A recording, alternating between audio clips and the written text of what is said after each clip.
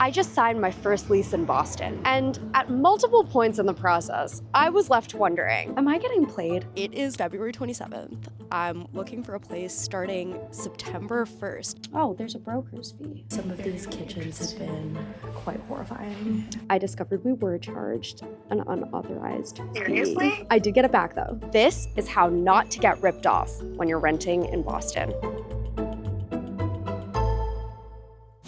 First off, know who your broker is working for. It's either you or the landlord.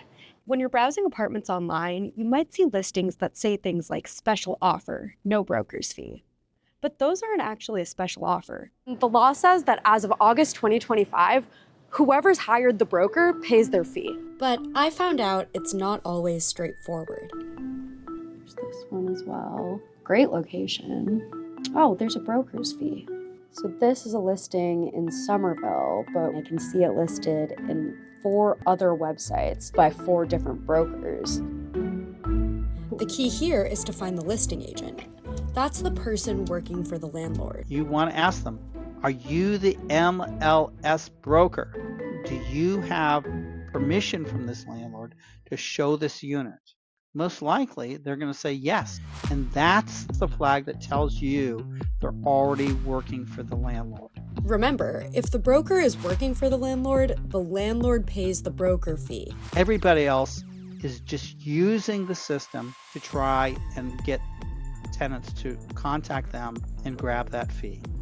Brokers I spoke with say this is happening because the law is unclear. It's causing confusion, it's causing controversy, because different companies have taken different stances on whether or not they're going to advertise properties where a landlord will not pay the fee. As a tenant, you can actually use brokers' fees to your advantage because it's now more expensive for landlords to replace you. So if your landlord isn't being responsive, you could always threaten to move out. Tenants don't realize how much power they have because of the way that the broker's fees have shifted to landlords. Even if you do manage to evade the broker's fee, it's not clear you'll be saving much money. It could just be getting absorbed into your rent. But here's what you can fight: hidden fees. The landlord can take only 4 things: first, last, security, and the cost of changing the locks. So there can be no pet deposit, there can be no application fee, no credit check fee, no hold fee. So basically, I discovered we were charged an unauthorized fee. Seriously? Wait, what? It was the $20 a person application fee they're not allowed to charge. Okay. I did get it back though. Okay, good. That's crazy. Everyone I know is doing application fees. But the one thing that's harder to control is the dreaded September 1st move-in date. Boston's a college town, so it's likely you're moving in on that date, and there's really nothing you can do to negotiate that.